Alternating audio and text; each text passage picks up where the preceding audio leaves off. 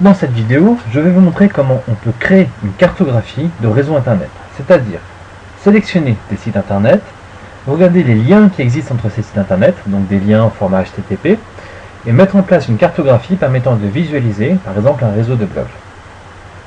Le résultat final peut très bien mettre en avant des regroupements entre blogs placés sur des thématiques. Donc, un des exemples qui était donné dans les différents articles que j'ai pu lire sur le sujet était un réseau de blogs structuré avec les pro-avortements, les contre-avortements de l'autre côté et des neutres au centre, avec 3 clusters qui permettaient de voir justement qu'il y avait 3 communautés différentes qui existaient sur la thématique de l'avortement. Donc je vais vous montrer aujourd'hui comment utiliser un petit plugin pour Firefox. C'est un plugin qui n'est pas mis à jour régulièrement, donc il faut utiliser une ancienne version portable de Firefox. Vous trouverez un lien pour télécharger la version portable de Firefox dans mon article sur le site Stratidev. Et donc le lien vers cet article sera au pied de la vidéo sur YouTube.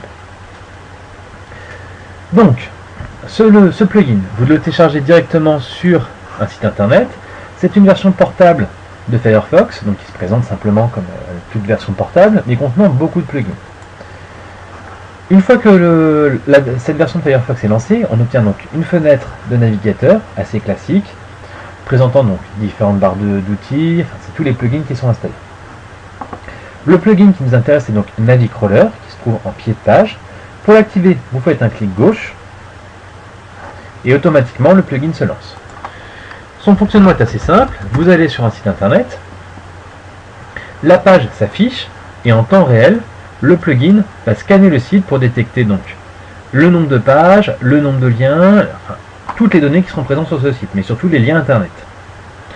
Donc pour vous montrer un peu plus simplement le fonctionnement, j'utilise un schéma qui est donc dans le guide d'explication de comment fonctionne Navicrawler.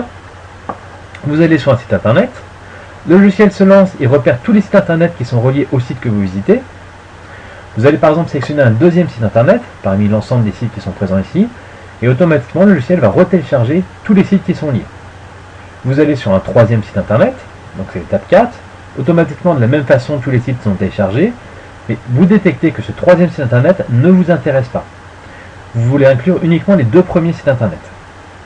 Donc vous indiquez au logiciel que ce site ne vous intéresse pas, le logiciel retire automatiquement le site internet de votre groupe de sites internet sélectionné, et d'étape en étape, en allant sur différents sites, en sélectionnant l'information, sachant qu'à chaque fois vous aurez accès aux sites en jaune, donc les sites sélectionnés, vous pourrez retirer des sites internet. Et donc à la fin, obtenir un réseau comportant uniquement les blogs, sites internet, sources d'informations qui vous intéressent, en supprimant tous les sites autour. Donc concrètement, sur ce logiciel, vous allez donc sur un site internet, vous entrez donc le site internet, donc ça c'est les sites qui sont validés, les sites qui sont refusés, et les sites que vous allez pouvoir voir pour augmenter votre cohorte. Donc information importante, lorsque vous lancez ce plugin, il consulte uniquement la page que vous affichez. Pour consulter l'ensemble des pages d'un site internet, il va falloir faire ce qu'on appelle un crawling. C'est-à-dire lancer un outil automatique qui va visiter toutes les pages de votre site internet, identifier tous les liens internet et vous les rajouter à votre base de données. Donc Navicrawler possède un outil de crawling qui se trouve dans la fenêtre plus, vous devez activer l'outil de crawl. Vous avez donc une nouvelle fenêtre qui s'ouvre, composée de manière assez simple, un outil pour activer le crawling, c'est-à-dire qu'il va visiter ce site internet, consulter chacune des pages, regarder les liens qu'il peut identifier, un outil pour le mettre en pause, le processus peut être un peu long en fonction de la taille du site internet, et un outil bouton stop. Donc les différents paramètres. Ce paramètre est désactivé par défaut. Le deuxième, c'est le nombre de liens qu'il faut pour aller chercher une autre page du site. Donc par exemple sur cette page, mettons qu'il y ait un lien ici, il a recherché ce site. Mais si vous indiquez un paramètre de 2, il faudra 2 liens du même type pour aller chercher le site. C'est-à-dire qu'il faudra que ce site internet précis soit cité à 2 endroits sur la page, etc. L'autre paramètre qui peut nous intéresser, c'est le temps, c'est-à-dire que le temps qui va passer entre 2 identifications de pages sur un site internet. Vous pouvez régler ce temps pour éviter de charger trop le site internet. Donc je lance un crawling pour vous montrer à quoi ça correspond. Il ouvre donc un autre onglet dans lequel il va charger toutes les pages du site internet, une par une. Donc comme vous pouvez le voir, les différentes pages défilent. Nous avons le nombre de pages restantes qui s'affichent en pied de page. Il a à l'heure actuelle identifié 50 pages potentielles à charger. Et en temps réel, votre nombre de sites internet augmente, le nombre de sites suivants, qui peuvent vous intéresser dans une cohorte.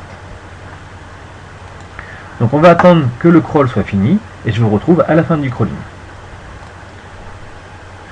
Le crawling est donc fini, et le site internet, enfin l'outil de crawling, le Navicrawler, a identifié 150 sites qui peuvent nous intéresser.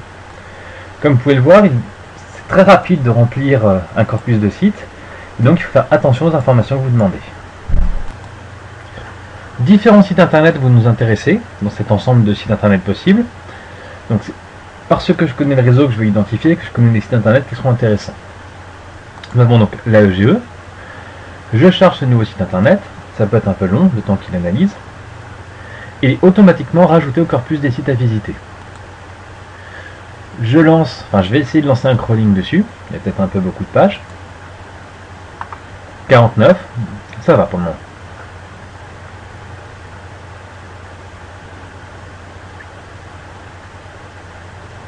Très bien.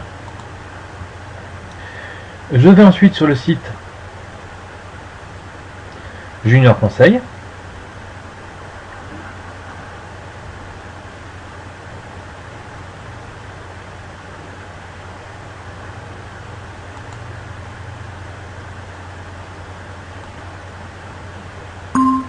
La base virale VPS. Et il me rajoute automatiquement donc le site du Junior Conseil au corpus des sites à analyser. Donc de site en site, vous allez pouvoir construire un réseau, cartographier différents sites internet. Mettons par exemple que vous intéressiez à une blogosphère dans une thématique précise. Il faudra identifier une vingtaine, trentaine de blogs, scanner les différents blogs et voir quels sont les liens entre ces blogs, avec les outils de crawling et les outils de base de données. De manière simple, une fois que vous avez identifié tous vos sites internet, videz le site Next Site, et donc avoir uniquement des sites dans votre corpus et des sites rejetés. Vous vous rendez sur l'onglet Fichier, et vous cliquez sur Exporter au format GDF. Ce format est directement exportable dans Gephi et va vous permettre de cartographier de l'information. Une fois les différents sites identifiés, vous enregistrez donc votre fichier au format GDF.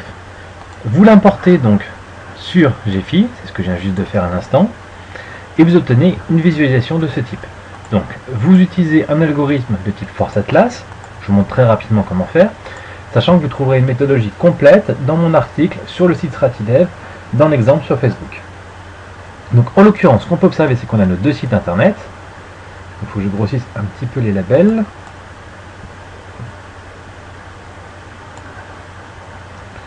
Nous avons donc l'AEGE, et a priori je dirais que celui-là est le GE, même si on ne sait pas le nom du site. Et nous avons déjà donc sur uniquement deux sites internet, sans avoir refusé des sites, des liens qui apparaissent. Donc la DIT, l'association EGE, Amazon, c'est la publicité, le portail de l'intelligence économique, etc. Donc ça vous montre en fait qu'à partir simplement très rapide d'analyse, on obtient déjà une information intéressante, quels sont les sites internet qui mentionnent à la fois l'école de guerre économique et à la fois l'AEGE. J'espère que cette votre présentation vous aura plu et je vous invite à découvrir mes autres vidéos sur la cartographie avec Gephi.